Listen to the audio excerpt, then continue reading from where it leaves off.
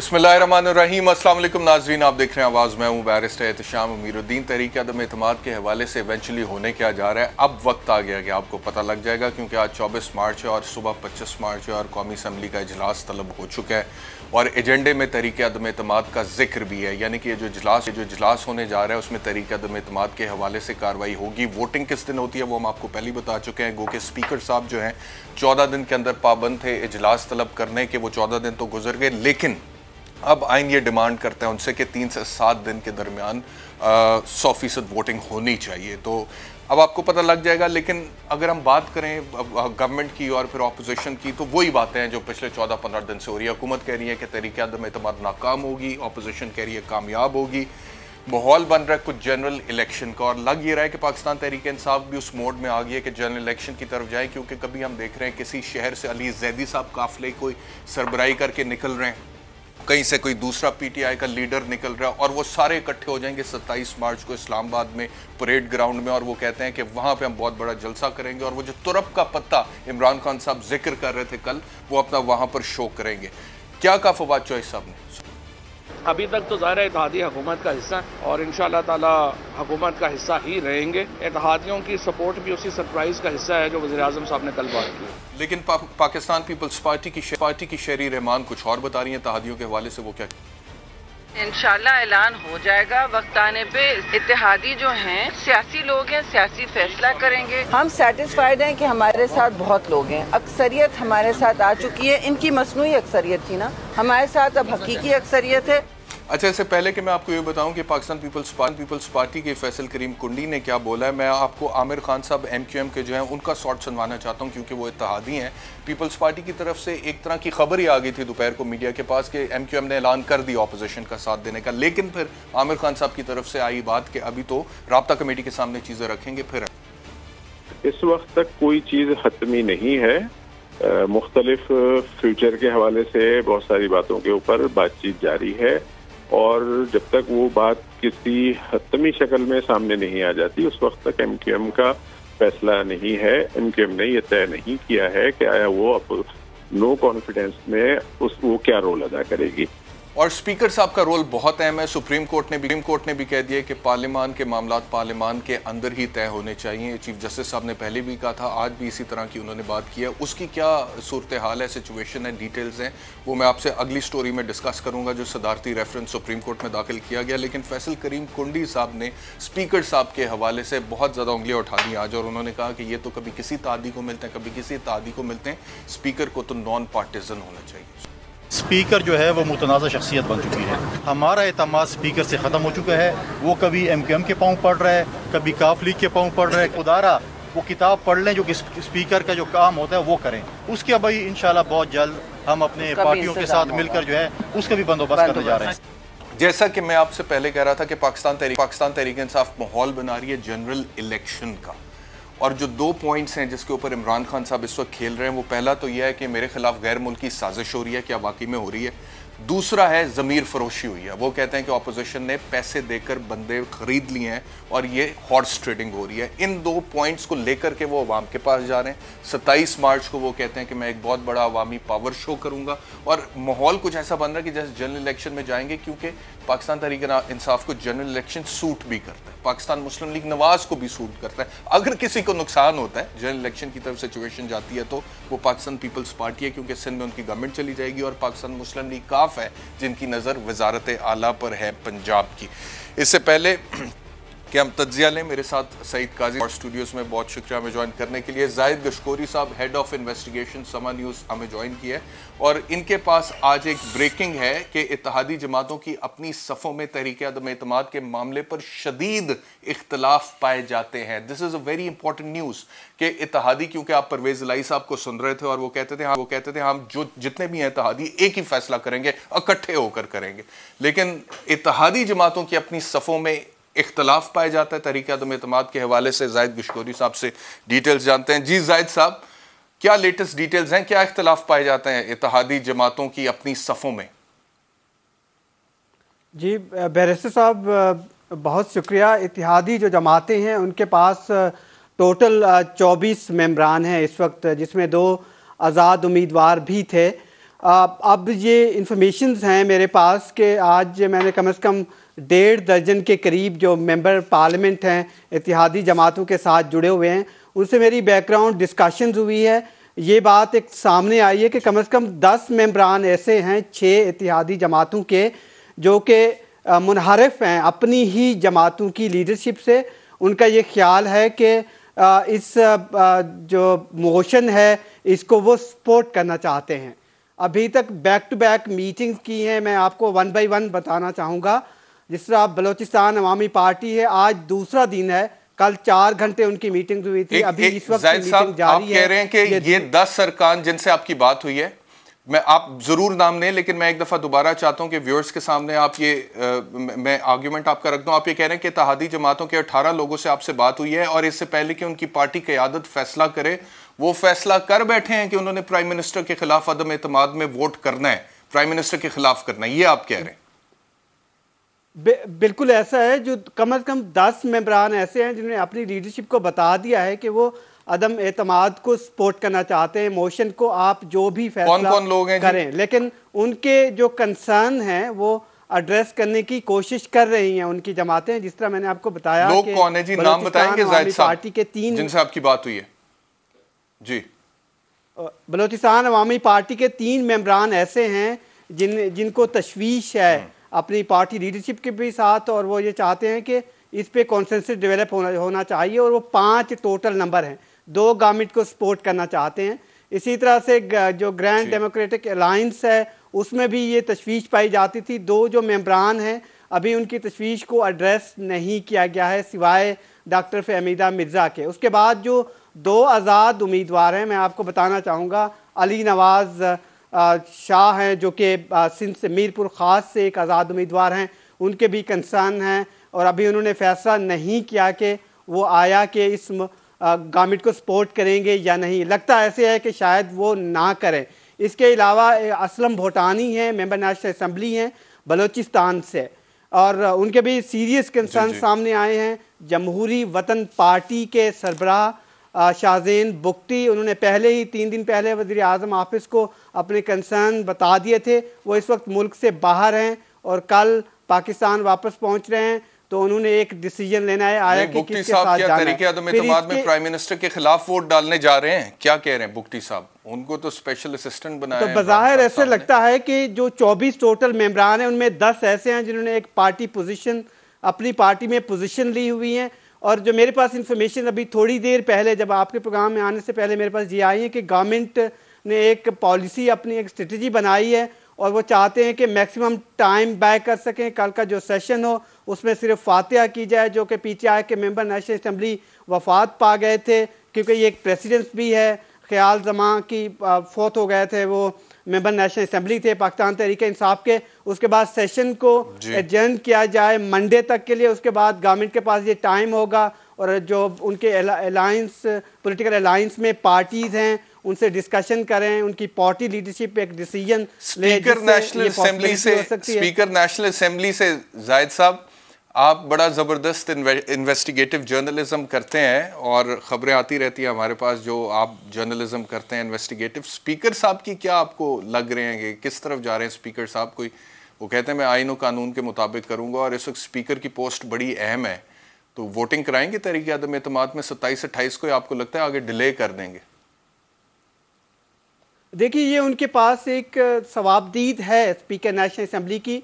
आप रूल्स को देखें और जो प्रेसिडेंट्स पहले नेशनल असम्बली की हैं या पार्लियामेंट की हैं, एज ए रिपोर्टर मैं कवर करता रहता हूँ, आप भी इसको देखते हैं, आप कानूनदान हैं, तो उनके पास एक लिवरेज है नेशनल असम्बली के। पाकिस्तान तहरीक इंसाफ ज़ाहिर गवर्नमेंट में भी है, उनके नेशनल असम्बली के मेंबर की डेथ हो गई थी, फातिहा होगी। उसके बाद एक पॉसिबिलिटी है जो अभी एजेंडा थोड़ी देर पहले आया है, उसमें एक बड़ी दिलचस्प एजेंडे में अगर आप देखें 152 जो अपोजिशन के मेंबर नेशनल असम्बली हैं उनके नाम भी दिए गए हैं, और अपोजिशन का हमेशा ये वोट बैंक रहा है 162 का। तो एक बड़ा टाइट मैच होने जा रहा है, जिससे लगता है आपने देखा होगा हुकूमत के कुछ मेंबरान मुनहरफ हो गए थे जो पाकिस्तान तहरीक इंसाफ के थे, वो सामने भी आ गए थे मीडिया के, उनके भी 8 से 14 के दरमियान एक नंबर सामने आया था, खुद हमने भी स्टोरीज की थी। उसके बाद जो उनके अपोजिशन की जो कोalition पार्टनर हैं खुद हुकूमत के, ये जो 10 मेंबर्स हैं जो कि अपने तशवीश का इजहार कर रहे हो शदीद किस्म के, तो ये एक खूबसूरत मैच हो सकता है। ओके, ठीक है, ज़बरदस्त, बहुत शुक्रिया जाहिद गुशकोरी साहब हमें ज्वाइन करने के लिए। काजी साहब बड़े अरसे से मैं आप इकट्ठे प्रोग्राम्स भी कर रहे हैं और तज्ज़िये भी आप देते हैं और दबंग तज्ज़िये देते हैं, लेकिन इस बार मैं देख रहा था कि मुख्तलिफ शोज़ में, ये नहीं कि सिर्फ हमारे शो में, सिचुएशन पहले बड़ी अनसर्टन सी रही है, कोई पता नहीं लगता रहा होगा नहीं होगा। पहले ये था तरीका तो इत्मीनाद आएगी नहीं आएगी, फिर आ गई, उसके बाद फिर एक ही लाइन ली हुई है गवर्नमेंट ने, मतलब कि ये भी नहीं पता लगता ना सियासतदान सच बोल रहे हैं झूठ बोल रहे हैं। वो कहते हैं नाकाम होगी, वो कहते हैं कामयाब होगी। आपकी क्या असेसमेंट? अभी मेरे साथ मोहम्मद मालिक साहब प्रोग्राम में थे, मेरे शो में मेरे गेस्ट थे, उन्होंने एक बड़ी खूबसूरत बात की, नाम नहीं लिया उन्होंने बताया कि एक तादियों में से किसी पार्टी के चीफ के पास या हेड के पास वो बैठे थे, तो उनको कोट किया मेरे शो में उन्होंने कि यार 3.5 साल बड़े अच्छे गुजरे हैं, हमें पता चल जाता था या बता दिया जाता था हमने क्या करना है, अब बड़ी मुसीबत में है, पता नहीं चलता इधर जाना है या उधर जाना है। ये तादी एक मतलब कह रहे थे कि कोई हमें सिग्नल खुद अनसर्टन है, कहते हैं जी कि पहले तो पता चल दिया ना कि मैंने आपको इशारा कर दिया भाईजान एहतशाम भाई आपने ये करना है, समझ गए, तो अब इशारा कभी इधर का भी लग रही है, ये रहा था ना इधर का आ रहा है उधर का, तो जाहिर है जो तादी पार्टी और वो इशारे के मुंतज़िर जो खुद आके टीवी पे कहते हैं कि उन्हें आदत ही नहीं बगैर इशारे के आगे करने, और वो खुद टीवी पे कहते हैं कि हम रियासत के साथ हैं। ठीक, ये मेरे प्रोग्राम में जो सेनेटर है कामल अली आगा, मेरे दोस्त भी हैं बड़े, कह चुके हैं, हमने बड़ी दफ़ा दिखाया है लोगों, तो वो रियासत के साथ है। तो मेरे ख्याल में अब काम करीब आ गया है, तो अभी लेकिन बहरहाल ये प्राइम मिनिस्टर के पास कोई ट्रम्प कार्ड है तो रब का पता। देखें, प्राइम मिनिस्टर साहब के पास ट्रम्प कार्ड ये है कि वो जलसे में कोई ऐसी बात कर सकते हैं, वो कोई मतलब है सारी एग्जेक्टिव पावर्स उनके पास हैं इस वक्त, सिवाय असम्बली डिसॉल्व करने के वो हर काम कर सकते हैं, और बहुत सी बातें हैं जो हम कर भी सकते हैं और बहुत सी बातें हम नहीं भी कह सकते। तो मेरे ख्याल में किसी को नहीं पता, कल जिन लोगों से पीएम साहब की मुलाकात हुई उनमें से 2 लोगों से मेरी बात हुई है, मैंने दोनों लोगों से पूछा है कि कोई एक इशारा, एक बात वो कहते हैं कि बड़े पुरसुकून है पीएम साहब, कोई उनमें ना वो हंस रहे थे और हंस के लोटपोट हो रहे थे, किसी एक बात पे वो इतना हंसे, वो जो किसी ने सवाल कर दिया ना कामरान खान साहब के वीलाग के हवाले से उनसे कि जी वो आर्मी चीफ की तैनाती के हवाले से, तो वो उस पर इतने हंसे वो खान साहब के लोटपोट हो गए, उनकी आंखों में पानी आ गया। वो जो सहाफियों से गैर रस्मी गुफ्तगू, जो गैर रस्मी, तो उनमें से 2 के साथ मेरी बात हुई है। किसी बंदे को कोई अंदाजा नहीं है कि वो ट्रम्प कार्ड क्या है। अच्छा, ये फवाद चौधरी साहब का शॉट है, वो कहते हैं शतरंज का जो खेल ऑपोजिशन ने शुरू किया उसे ख़त्म हम करेंगे 27 मार्च को जलसे में या जलसे के बाद। या आपको शॉट सुनवा देते हैं, उसके बाद आगे बढ़ते हैं। हमारी तमाम तर तवज्जो 27 के अपने जलसे की तरफ है। ये जलसा एक तारीखी जलसा होने जा रहा है। ये जो बाजी है, जिस शतरंज का ये खेल जिसको शुरू अपोजिशन ने किया है, इसको ख़त्म इंशाल्लाह हम करेंगे। क्या इस बात की कोई पॉसिबिलिटी है कि जिस तरह से पाकिस्तान तहरीक इंसाफ के लोग मुनहरिफ हुए हैं और कायम है, अभी तक बैठे हुए हैं मुस्लिम हाउस में, वो कहते हैं हमने नहीं वापस जाना, प्राइम मिनिस्टर साहब ने ये भी कह दिया लीडर बाप की तरह होता है, वापस आ जाओ माफ़ कर दूंगा, लेकिन वो कायम है। बल्कि मेरे शो में आके मैं तो कुछ लोगों को देख रहा हूँ जैसे वो रिवेंजफुल है, उन्हें गुस्सा है इमरान खान पे, वो ये कहते हैं कि इमरान खान को अब उतारना है कुर्सी से, और वो कहते हैं इंशाल्लाह PMLQ हमारे साथ होगी, इंशाल्लाह MQM हमारे साथ होगी। यानी कि गुस्से वाली बात। मेरी आपके साथ दोस्ती रही है, कभी हमारा इख्तलाफ हो जाए, आप खामोशी इख्तियार कर लेंगे, मैं खामोश, लेकिन मैं कहूँ कि काजी साहब को टीवी से उतारना है, मतलब कि एक मिसाल मैं दे रहा हूँ, तो एक रिवेंजफुल एटीट्यूड आपको नजर आता है। वो तो ये कहता है, क्या इस बात की कोई पॉसिबिलिटी है कि प्राइम मिनिस्टर के साथ ऑपोजिशन के कुछ लोग मिल जाएं, मुनर्रिफ अरकान opposition? These rumours are going around, ये भी हो रहा है कि जी मुस्लिम लीग नून के बंदे शायद जो है वो ना आए, या जो है वो कोई फॉरवर्ड ब्लॉक हो। लेकिन अभी तक पहली बात तो मैं ये बता दूं, जब इंसान कंप्रोमाइज़ की सियासत करता है ना, जब लेने देने की सियासत करता है, वो गुस्सा भी जाली होता है, वो हंसी भी जाली होती है, वो मुस्कुराहटें भी जाली होते हैं, वो हाथ में लाना भी जाली होता है, वो नाराज़गी भी जाली होती है। पैसे चले कर सब। देखिए जी, मैं नहीं कह रहा, गवर्नमेंट कह रही है और लोग कह रहे हैं और तारीख ये कहती है कि पैसे चलते हैं, औहदे चलते हैं, वजारतें चलती हैं, ये खेल। और मुझे याद है बहुत सारे जो मेंबरान हैं उन्होंने तो कुरान पे हाथ रख के, प्रोड्यूसर साहब वो कल जो हमने चलाया था मोन्टाज, वो ज़रा निकालिएगा, उन्होंने कुरान पे हाथ रख के कस्में वादे खा के कि हम 1 रुपए के रवादार नहीं है, उन्होंने ये बात कही। देखें, मैं अब इस पर क्या कि ये तो अपने पर्सनल ज़ाती ईमान की बात होती है कि आप लोग जो हैं वो कुरान पे हाथ ना रख के भी सच बोलते हैं, उन्हें कुरान पे हाथ रखने की जरूरत ही नहीं पड़ती। और कुछ कुरान पे हाथ रख कर भी, मैं इनकी बात नहीं कर रहा, मैं वकालत के करियर की बात कर रहा हूँ। मैंने लोगों को देखा है ऑन ओथ अदालत में आके कहते हैं जो कुछ कहूंगा, सच के अलावा कुछ नहीं कहूंगा, अगर झूठ बोलूं अल्लाह मुझसे नाराज हो, और फिर झूठ बोलते हैं। और सच के अलावा हर चीज बोल जाते हैं। ये मगर हम इनको अलग नहीं कर रहे, इनको नहीं कर रहे, इनके और मैं वैसे जनरल मैं ये कह रहा हूँ कि इस मुल्क में बहुत कम पार्लियामेंटेरियन होते हैं जो इंडिपेंडेंट डिसीजन कर सकते हैं। इससे ज्यादा मैं कुछ नहीं कर। ये आपको दिखा देते हैं क्या कह रहे हैं वो।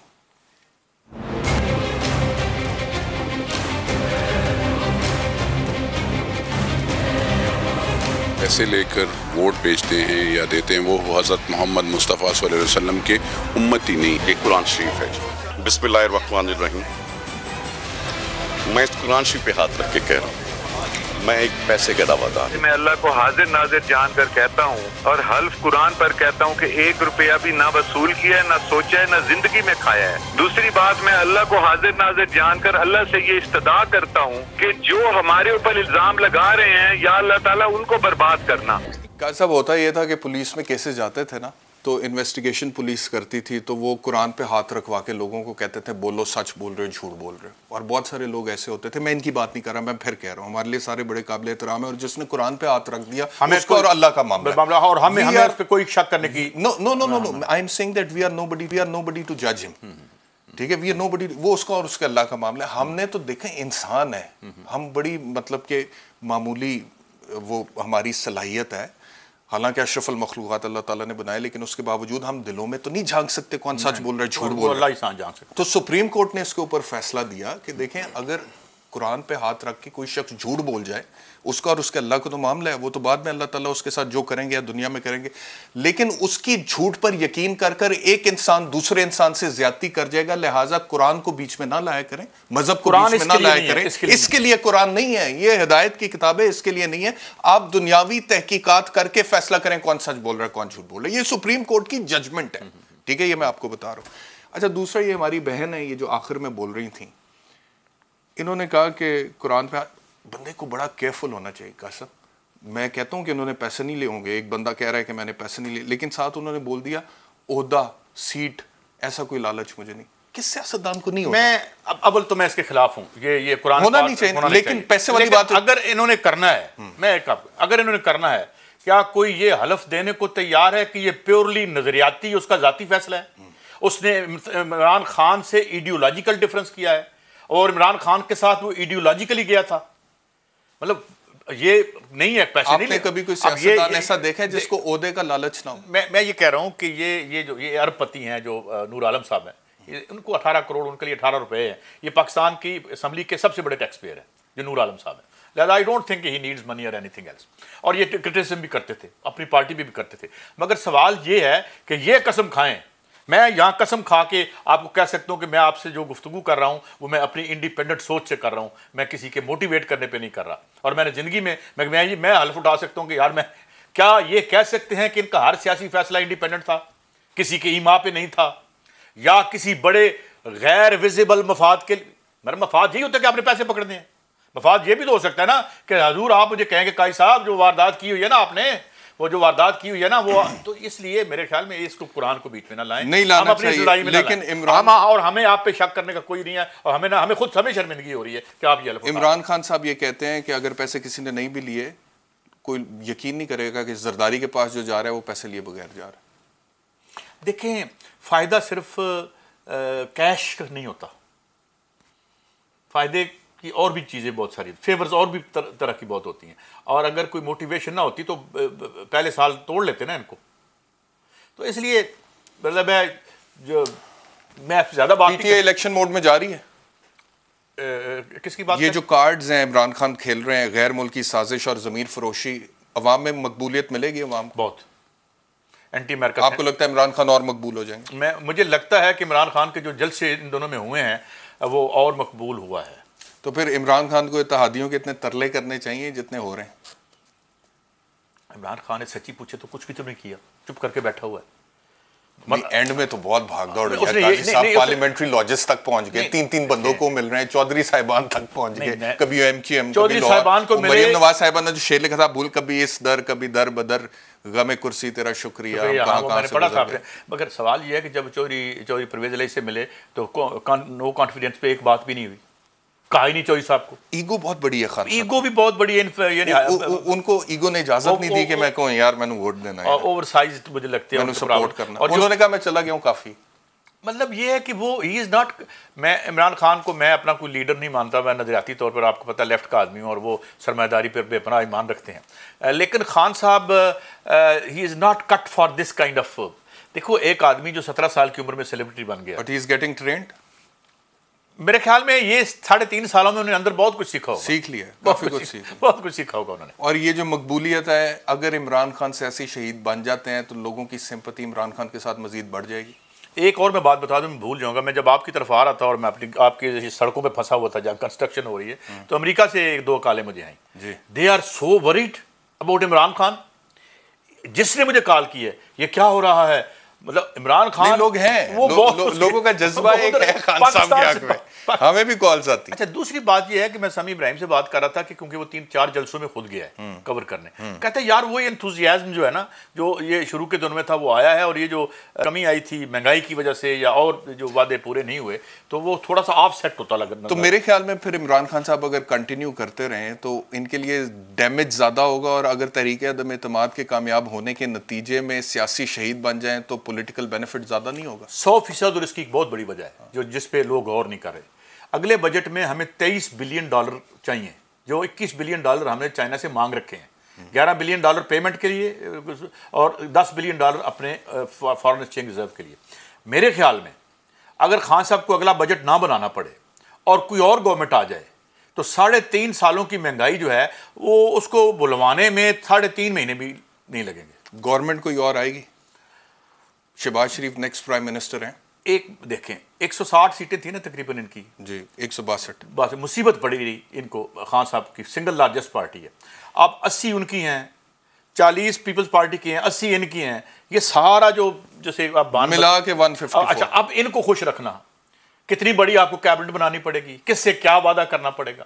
अच्छा अभी मैं आज लेकिन वो जो पीछे से जहां से वो इत्तेहादी आप शुरू में आपने बात की थी कि वो इंतजार करें कोई सिग्नल मिले, अगर वहां से कोई सिग्नल्स वगैरह मिल जाते हैं तो 1.5 साल गवर्नमेंट चली जाएगी। सिग्नल तो मिल गया, प्राइम मिनिस्टर तो आप है ना, सिविलियन है, वजारत मैं तुम्हारे को लेनी है, मतलब कुछ जो भी मैंने लेना, जो हमारे मुल्क में एक राइज वक्त से। आपको ये प्रैक्टिकल नजर आता है काजी साहब के प्राइम मिनिस्टर ऊपर शहबाज शरीफ हैं, परवेज इलाही साहब नीचे चीफ मिनिस्टर हैं, और पीपल्स पार्टी सिंध में मौलाना फजलुर रहमान सदर पाकिस्तान है, ये आपको सिनारियो समझ में आता है एक पाकिस्तानी की हैसियत से? एक चीज और ऐड कर लें जी, अगर 20 और लोग छोड़ जाते हैं खान साहब को और 130-35 लोगों की भी अपोजिशन बन जाती है, उधर एक माइनॉरिटी गवर्नमेंट और इधर 100-125 लोगों की अपोजिशन, महंगाई, खान साहब सड़कों पर जुलूस जलसे कर रहे हैं, इकॉनमी डाउन दी हिल जा रही है आपके सामने, तो that will be an ideal scenario Khan साहब का। हाँ अगर कोई और उनसे वारदात नहीं हो जाती 2023 के इलेक्शन, मैं कह रहा हूँ कि कोई नाहल ना कर दे या कोई और, मतलब कि खान साहब को अब हजम करना बादल को, यानी कि लेट्स सपोज के तरीके अदम एतमाद कामयाब हो जाती है, ठीक है 27-28 को हो जाती है, लेट्स सपोज खान साहब उतर जाते हैं, फिर वोट ऑफ कॉन्फिडेंस लेते हैं मियां शहबाज साहब, वो प्राइम मिनिस्टर बन जाते हैं, लेट्स सपोज नीचे, लेट्स सपोज अभी कंफर्म नहीं है कि परवेज इलाही साहब सीएम बन जाते हैं, मौलाना फजलुर रहमान वैसे मौलाना सदर पाकिस्तान बन के कैसे लगेंगे? बहुत प्यारे खूबसूरत लगेंगे, मैं तो उनके बिल्कुल उनकी बड़ी पुरानी ख्वाहिश है। हाँ लेकिन बात यह है कि फिर क्या हमारे वज़ीर आज़म साहब जो है उनका केस ख़त्म किया जाएगा या वसीयत वज़ीर आज़म वो 16 बिलियन की मुबैना जो मनी लॉन्ड्रिंग है उसके लिए अदालतों में जाया करेंगे, या मुझे ये बताएं तो चले जाएंगे? चले जाएंगे। अच्छा दूसरी बात यह है कि जो कल तक स्टेट पर अटैक्स आ रहे थे और स्टेट की बयानिया ये था कि जनाब ये तो मुल्क से एक मुल्क के मफाद, मैं गद्दारी का लफ्ज़ इस्तेमाल नहीं करना चाहता, मैं नई सर्टिफिकेट बांटना चाहता हूँ कि मुल्क के मफादात से इनराफ करके आप इंटरनेशनली पाकिस्तान की इस्टेब्लिशमेंट के लिए या रियासत के लिए मुश्किलात पैदा कर रहे हैं, अगर if you bring them in तो फिर मेरी सिविल या मिलिट्री ब्यूरोक्रेसी या सिविल रैंक एंड फाइल का मोरल कहाँ चला जाएगा? वो सवाल बीच में रह गया। Prime minister Shehbaz Sharif, CM Punjab Pervaiz Elahi, president of Pakistan Maulana Fazlur Rehman, Pakistan Peoples Party Sindh में गवर्नमेंट कर रही है, 1.5 साल इस तरह से गुजारते हैं, इमरान खान सड़कों पर जलसे जुलूस सियासी शहादत के साथ, पॉलिटिकल सिंपैथी, 2023 में तो फिर इमरान खान के चांसेस बड़े ब्राइट हो सकते हैं। 2018 में भी खान साहब को पूरी सीटें नहीं मिली थी, और मैं जो जानने वाले हैं जो मेरी बात सुन रहे होंगे, मैं बहुत लोगों को कोट नहीं करना चाहता और ना इसमें मजीद करना। मेरे ख्याल में ये जो इनकम्बेंट गवर्नमेंट जो है ना वो बहुत लूज़र होगी। और आज के दौर में मेरा ख्याल में अब वैसे तो यहाँ धांधली का शोर मच जाता है, लेकिन ये है कि खान विल, मैंने एक बहुत अहम शख्सियत से बात की है इस्लामाबाद में, विदाउट नेमिंग देम, कोई यानी वो आप सिविलियन ब्यूरोक्रेसी कह लें, तो उनका ये एक लफ्ज़ था, मैं क्या हो रहा है कुछ शायद बताएं, पता किसी को भी, उनका होने का पता नहीं है, लेकिन लगता है कि Imran has become more formidable. तो ये मुझे चीज़ें 3 से 7 दिन में स्पीकर ने करानी है voting.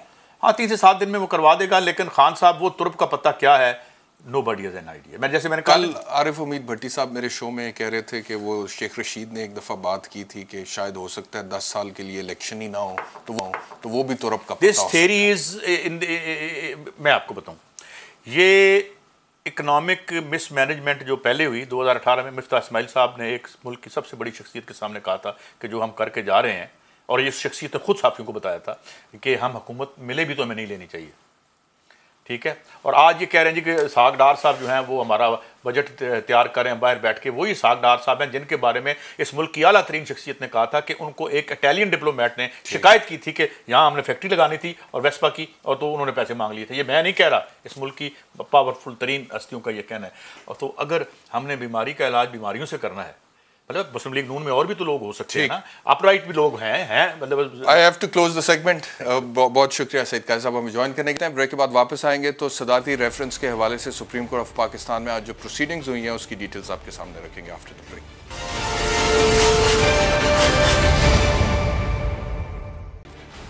Welcome back to Aawaz. बात करते हैं सदारती रेफरेंस जो सुप्रीम कोर्ट में दायर हुआ है 63A की तशरीह के हवाले से। एहसन इकबाल साहब ने आज ये कहा है कि अगर हुकूमती मौक़िफ़ को दुरुस्त मान लिया जाए फिर तो जो भी वज़ीर आज़म 5 साल के लिए बनेगा वो बादशाह बन जाएगा और कोई भी उसकी पार्टी का मेंबर उसके खिलाफ वोट नहीं कर सकता। अगर हुकूमत का मौक़िफ़ दुरुस्त तस्लीम कर लिया जाए तो फिर आइन से आर्टिकल 95 को खारिज करना पड़ेगा, और कोई भी वज़ीर आज़म जो एक दफ़ा एतमाद का वोट ले लेगा तो वो फिर 5 साल के लिए डिक्टेटर बनेगा, बादशाह सलामत बनेगा, उसकी टिरनी कायम होगी, क्योंकि उसके ख़िलाफ़ उसकी जमात से कोई वोट नहीं दे सकता। दूसरी तरफ गवर्नमेंट ये कह रही है कि जो प्राइम मिनिस्टर साहब के खिलाफ वोट ऑफ नो कॉन्फिडेंस में उनके खिलाफ वोट डालेंगे उनकी ताहयात ना अहली होनी चाहिए। अटॉर्नी जनरल साहब ने आज आर्गूमेंट्स रखे। Chief justice of Pakistan justice Umar Ata Bandial साहब ने आज जो रिमार्क्स पास किए हैं, उन्होंने कहा जी कि अगर कोई रुकन असेंबली तहरीक अदम एतमाद के मामले पर वोट डालना चाहता है तो उसे रोका नहीं जा सकता और उसके वोट को शुमार ना किया जाना भी तौहीन है। आइन का आर्टिकल 63 पार्टी पॉलिसी के खिलाफ वोट देने वाले रुकन के खिलाफ कार्रवाई का तरीक़ाकार बताता है, और जब कोई वोट देगा तो ही उसके खिलाफ कार्रवाई होगी। अदालत के सामने जो सवाल है वो ये है कि ऐसे रुकन की नाअहली की मुद्दत क्या होगी। यानी कि सुप्रीम कोर्ट इस हवाले से क्लियर नज़र आती है कि वोट कास्ट होगा और वोट काउंट भी होगा, ये नहीं होगा कि उसका वोट काउंट ही ना हो, जो फवाद चौधरी साहब कहते थे। उन्होंने कहा कि ऐसे मामला रेफरेंस की बजाय पार्लियामान में हल होने चाहिए। अच्छा, दूसरा जस्टिस कादिर मंदोखेल साहब, जस्टिस जमाल मंदोखेल साहब, उनके रिमार्क्स हैं कि वोट का हक अरकान असम्बली को है, ना कि पार्टी अरकान को। क्या अरकान पार्टी के साथ अपने हलकों को जवाब दे, नहीं पार्टी डिसिप्लिन की पाबंदी किस हद तक है। फिर जस्टिस मुनीब अख्तर का थोड़ा डाइसेंटिंग व्यू है इस हवाले से। वो ये कहते हैं कि सियासी जमातें इदारे हैं, डिसिप्लिन की खिलाफ वर्जी से इदारे कमज़ोर होते हैं, पार्टी लाइन की पाबंदी ना हो तो सियासी जमात तबाह हो जाएगी, सब ने अपनी मर्जी की तो सियासी जमात अदारा नहीं हजूम बन जाएगा। इनफरादी शख्सियात को ताकतवर बनाने से इदारे तबाह हो जाते हैं। आइन में पार्टी सरबरानी पार्लिमानी पार्टी को बाख्तियार बनाया गया है। पार्टी की मजमूई राय इनफरादी राय से बालातर होती है। ये जस्टिस मुनीब अख्तर के रिमार्क्स थे। शाखावर साहब माहिर कानून हमारे साथ में, बहुत शुक्रिया शाखावर साहब मुझे ज्वाइन कर। ये मैंने रिमार्क्स पढ़े, वैसे तो ये दुरुस्त है बात के रिमार्क्स की बुनियाद पर आप कोई प्रेडिक्ट नहीं कर सकते कि अदालत का क्या फैसला होगा, लेकिन अब डे टू डे हियरिंग है, कल फिर इसकी हियरिंग होगी। कानूनी माहिर की हैसियत से आप किस तरफ मामला जाते हुए देख रहे हैं शाखावर साहब?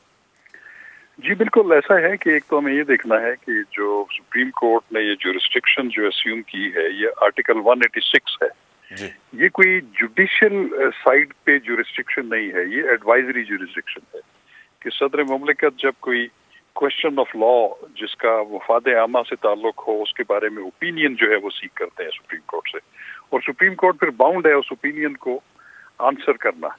तो जहाँ तक आर्टिकल 63A का जो है इंटरप्रिटेशन या उसके बारे में जो मुख्तलिफ, अभी आपने भी फरमाया कि मुख्तलिफ जज साहिबान ने उस पर रिमार्क्स दिए या ऑब्जर्वेशंस दी, और आपने ये भी बिल्कुल दुरुस्त कहा कि उनकी बेसिस के ऊपर जो है हम कोई हतमी राय कायम नहीं कर सकते, क्योंकि जब वो समाअत हो रही होती है तो वो जो डिस्कशन हो रही होती है उसके रेफरेंस से, उस कॉन्टेक्स्ट में ये इस तरह की ऑब्जर्वेशंस आती हैं जिनको आइसोलेशन में नहीं देखा जा सकता। लेकिन एक बात बिल्कुल बड़ी ज़रूरी है, जैसे कि अभी आपने चीफ जस्टिस के हवाले से कहा कि जो आर्टिकल 95 है उसके तहत जो अगर एक लेजिस्लेचर ने या लेजिस्लेटर जो थे उनके इंटेंशन जब यही थी कि जो vote of no confidence prime minister के अगेंस्ट हो सकता है, और अगर वो मूव होती है तो वो तो कामयाब तभी होगी कि चूंकि जो प्राइम मिनिस्टर होता है वो लीडर ऑफ द हाउस होता है और वो मेजॉरिटी जो है वो कमांड कर रहा होता है नेशनल असेंबली में। तो वो तो उसी सूरत में है कि अगर उन्हीं का कोई अपना जो मेंबर है वो जब उनके खिलाफ वोट करेगा तो तब ही वोट ऑफ नो कॉन्फिडेंस जो है वो कामयाब हो सकती है। ठीक, तो इसीलिए उसी के ऊपर जो है फिर आर्टिकल 63A जो है वो 18वीं तरमीम में डाला गया कि ये मिसयूज ना हो, ये सिर्फ एक्स्ट्रा ऑर्डिनरी सर्कमस्टांसेस में इस्तेमाल हो, और जो ये इस्तेमाल करे वो कम से कम 10 दफा सोचे कि उसकी इम्प्लीकेशंस क्या होंगी, उसका नतीजा क्या निकलेगा। ठीक है, तो इसमें मैं साहब एक बड़ी आपसे आपकी तरफ एक बड़ी इंपॉर्टेंट चीज की तरफ निशानदेही करूंगा, वो ये है कि आर्टिकल 63A को पढ़े तो वो लिखता है डिस्क्वालिफिकेशन ऑन डिफेक्शन, लेकिन उसकी बॉडी में अगर आप देखें तो उसमें कहीं पे भी डिस्क्वालिफिकेशन का जिक्र भी मौजूद नहीं है। आप उसके डायरेक्ट 63A के सब आर्टिकल 4 पे आ जाएं, जिसमें यानी कि आप कह रहे हैं डी सीट होंगे, डिस्क्वालीफाई नहीं होंगे। नहीं, उसमें डिस्क्वालीफाई का लफ्ज नहीं है।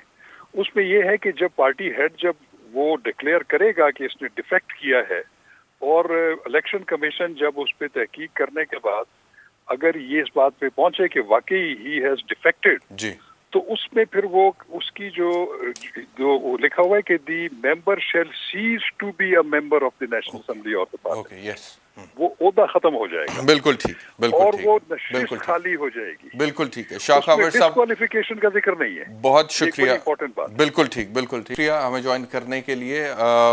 ब्रेक का वक्त हो रहा है, एक ब्रेक लेते हैं, ब्रेक के बाद फिर अगली स्टोरी पर बात करें।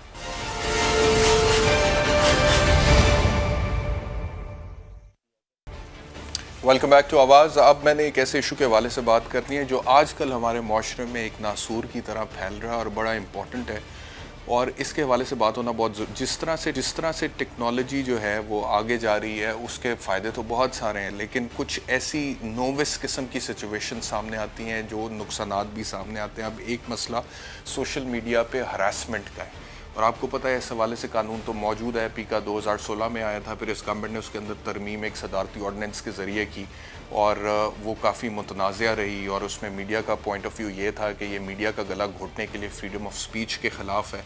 लेकिन अगर उसको हम डिबेट को थोड़ी देर के लिए साइड पे कर दें और एक आम पाकिस्तानी के जो प्रॉब्लम्स हैं उसके हवाले से देखें तो हरासमेंट जो है वो सोशल मीडिया पे होती है, और उस हरासमेंट से एक आदमी की ज़िंदगी पे या एक औरत की ज़िंदगी पे क्या फ़र्क पड़ता है वो बहुत गहरा है।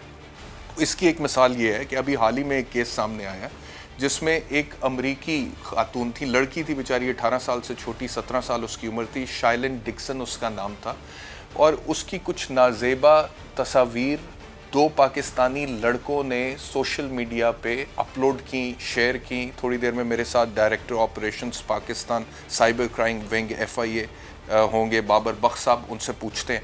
तो वो जब उस लड़की को पता चला जिसकी 17 साल उम्र थी तो वो इतनी हरास हुई कि उसने खुदकुशी कर ली। अमेरिकन एम्बेसी ने फिर गवर्नमेंट ऑफ पाकिस्तान को बताया, गवर्नमेंट ऑफ पाकिस्तान FIA ने फिर उसके ऊपर एक्शन लिया, दोनों मुल्ज़िमान का सुराग लगाया, FIR दर्ज हुई। अब क्या कहना मुल्ज़िमान का, सुनिए। तो ये जो नासूर और ये जो गंद है जो माशरे में फैल रहा है, और इसको कंट्रोल करना बहुत ज़रूरी है और आनी हाथों से कंट्रोल करना ज़रूरी है। Director operations Pakistan cyber crime wing FIA साथ हैं, बहुत शुक्रिया। बाबर साहब हमें ज्वाइन करने के लिए। इससे पहले कि मैं जनरली आपसे सवाल पूछूं कि इस वक्त किस लेवल पे हरासमेंट हो रही है हमारी सोसाइटी पे और उसको किस तरह से कंट्रोल करने की कोशिश आप करें, इस केस के हवाले से स्पेसिफिकली बताइएगा कि क्या डिटेल्स हैं और FIR हो चुकी, मुलजिम अरेस्ट हो चुके? जी जी, ये केस रेफर हुआ था हमें दिसंबर में 2021 में। अमेरिकन एम्बेसी ने थ्रू फॉरेन ऑफिस हमें ये केस रिपोर्ट किया था और इसमें इन्वेस्टिगेशन जो वहाँ पर की गई थी FBI न्यूयॉर्क स्टेट की तरफ से, वो हमें सारी डिटेल भेजी गई थी। उस पर हमने फर्दर इन्वेस्टिगेशन की और इन 2 एक्यूज्ड को पकड़ा और इनसे जो सारा रिक्वायर्ड वो मटेरियल था उस बच्ची इन पे इल्जाम क्या था? जी, इल्जाम इन पे क्या था?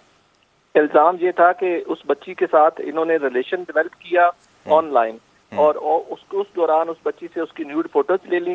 जब उसने इनसे बात करने से इनकार किया और इनको ब्लॉक किया तो इन लड़कों ने उस लड़की की जो रिलेटिव और फ्रेंड्स थी उनको वो न्यूड पिक्चर सेंड कर दी, जिसके बाद उस लड़की ने एक टाउन में रहती थी लिस्बन में, उसमें फायर आर्म से उसने खुदकुशी कर ली। तो वो उसी की ऑथेंटिसिटी के लिए वो रेफरेंस इन्होंने हमें भेजा था। तो वो हमने यहाँ पर जब हमने पकड़ा तो इनके सोशल मीडिया से और इनके मोबाइल से वो सारी चीजें जो ये भेजते रहे हैं और डिलीवर करते रहे हैं वो सारी रिकवर हो गई। एविडेंस यानी कि सफिशिएंट हमें मिल गई और जो उनकी इन्वेस्टिगेशन थी वो वेरीफाई हो गई। अच्छा बाबर साहब, मैं ये सोच रहा हूँ कि अब ये बच्ची जो अमेरिका में रहती थी, मतलब कि वो किस हद तक हरास हुई कि उसने सुसाइड कमिट कर लिया, खुदकुशी कर ली, जब उसको पता लगा कि उसकी बरहना तस्वीर उसकी फैमिली, उसके रिश्तेदारों तक किसी ने पहुँचा दी हैं और पाकिस्तान में मुलजिम बैठे हुए थे और अमेरिका में उस बच्ची ने, जो कि एक अमेरिकी बच्ची थी और अंग्रेज़ थी, उसने खुदकुशी कर ली। और ये अमेरिका है, वहाँ पे लिबरल एक सोसाइटी है, हमारी निस्बत उनकी इक़दार भी मुख्तलिफ है, उनका लिबास मुख्तलिफ है, उनके तौर तरीके, उनके सोच मुख्तलिफ हैं। अब जब हम पाकिस्तान को देखते हैं, इस्लामी जमहूरिया पाकिस्तान, जहाँ पे हम बड़े मजहबी लोग भी हैं, इक़दार भी और तरह की है, बाप बेटी का एक रिश्ता है, भाई का रिश्ता है, लोगों के 100 किस्म के, मतलब कि एक डिफरेंट सोसाइटी है, we are a different society. यहाँ पे जब किसी बच्ची को कोई हरास करता है और इस लेवल की हरासमेंट होती है तो उन पे तो बहुत ज़्यादा एक क़यामत टूट पड़ती होगी ना। तो ये बताइएगा कि साइबर क्राइम विंग FIA किस हद तक फाल है इस तरह के वाक़यात के हवाले से इधर? जी जी, अब इसमें यही प्रॉब्लम आ रहा है, इन लड़कों के पास से और भी बच्चियों की इस तरह की न्यूड फोटोज निकली हैं और पता नहीं वो कब तक किसी तरह हैरास हो रही हैं, उनसे ये पैसे एक्सटॉर्ट कर रहे हैं, उन्हें यूज़ कर रहे हैं और इस तरह के मामलात हैं। हमारे पास केसेस आ रहे हैं, हमें बच्चियाँ डायरेक्टली भी अप्रोच करती हैं और हम उन डायरेक्टली अगर उनका सोशल मीडिया पे चीज़ें पब्लिक नहीं हुई तो हम उस मुलजिम को अरेस्ट करके वो डाटा अपने कब्जे में कर लेते हैं और कार्रवाई भी करते हैं। जहां बच्चियां मुतमईन ना हो हम उनकी जगह खुद भी मुद्दई बन जाते हैं और इनके खिलाफ हम डाटा बेस के अंदर ये जो सेक्सॉस्टिनिस और इस किस्म के जो क्रिमिनल है, जो सेक्स ऑफेंडर्स कहलाते हैं, हम उनकी एक डाटा बेस भी डेवलप कर रहे हैं। तो क्योंकि ये एक स्पेसिफिक किस्म का क्राइम है, हर आदमी नहीं कर सकता। दूसरा ये है कि बच्चियों के साथ क्लोज लिजान नहीं है पेरेंट्स का, तो वो पहले तो वो इस तरह बच्ची इतना ज़्यादा फैमिली से हरास हो जाती है कि वो अगर रिपोर्ट करूंगी तो घर वालों को पता चल जाएगा। और हमने बहुत से ऐसे केस हैं जिसमें हमने उनकी फैमिली को भी पता नहीं चलने दिया और हमने बच्ची का जो डाटा मुख्तलिफ लोगों के पास था उन्हें पकड़ के उन्हें डिलीट करवाया और उनके मामलात को सेटल करवाया। ऐसे केसेस हैं जहाँ पे आप कह रहे हैं कि आपने फैमिली को पता लगे बगैर, यानी कि इस हद तक आपने कोऑपरेट किया है विक्टिम के साथ कि आपने फैमिली को पता लगाए बगैर मुल्ज़िमान की तशखीस करके उनको पकड़ा है और उस बच्ची को उस चुंगल से बाहर निकलवाया? जी बिल्कुल, हमने हमारे पास एक अथॉरिटी है इंक्वायरी की, उस दौरान हम मजिस्ट्रेट से ऑर्डर लेके सर्च एंड सीज कर लेते हैं। जब हम सर्च एंड सीज कर लेते हैं तो वो बच्ची मुतमईन हो जाती है, उसकी फैमिली को भी पता नहीं चलता, तो हम वो डाटा जो है वो अपने कब्जे में ले लेते हैं और मुल्जिम को भी ये बता देते हैं कि अगर दोबारा आपने इस तरह की हरकत की तो हम आपको अरेस्ट। इस वक्त रेशियो क्या है इस तरह के क्राइम्स की? जैसे हम कहते हैं कि मर्डर्स की ये रेशियो है, मर्डर क्राइम की, रेप की ये रेशियो, ये जो हरासमेंट हो रही है इस वक्त सोशल मीडिया पे, साइबर क्राइम जो है, क्या रेशियो है? कितनी कंप्लेंट्स आपके पास आती है? सर अगर आप देखें तो ये मेरे ख्याल से जो हम कंप्लेंट्स की बात कर रहे हैं तो ये मुश्किल से 10% रिपोर्ट हो रहा है। पहले ये भी रिपोर्ट नहीं हुआ करता था, तो अब जो रेशो है वो तकरीबन पूरे पाकिस्तान में एक महीने में 10 से 15 केसेस सेक्शन 21 के बड़े इजीली आ जाते हैं। 10% आप कह रहे हैं कि अभी रिपोर्ट हो रहा है और 90% लोग रिपोर्ट नहीं करते हैं अपने पर्सनल प्रॉब्लम्स की वजह से, या शर्माते हैं या डरते हैं कि बदनामी हो जाएगी?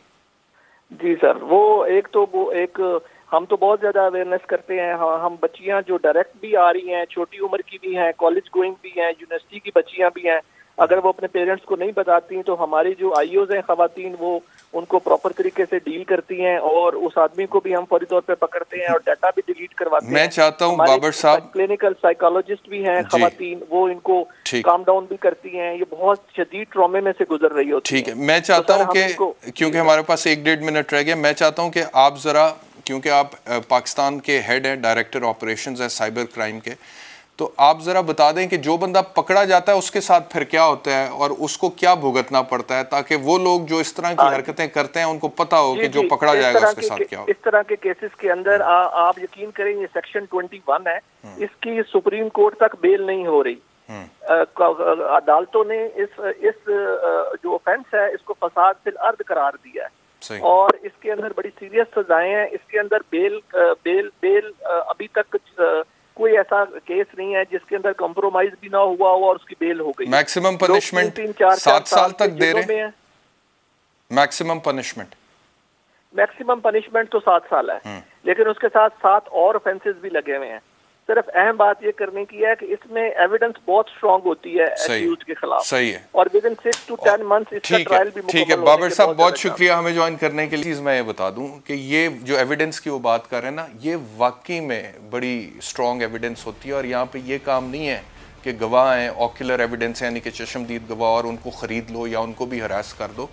ये तो अब इलेक्ट्रॉनिक एविडेंस है सारी, जो कि अनरिबटेबल होती है। तो जो पकड़ा जाए वो फिर 7 साल के लिए अंदर है और ज़मानत भी नहीं है। बहुत शुक्रिया प्रोग्राम देखने के लिए। इंशाल्लाह फिर मुलाकात होगी। अपना ख्याल रखिए। अल्लाह हाफ़िज़।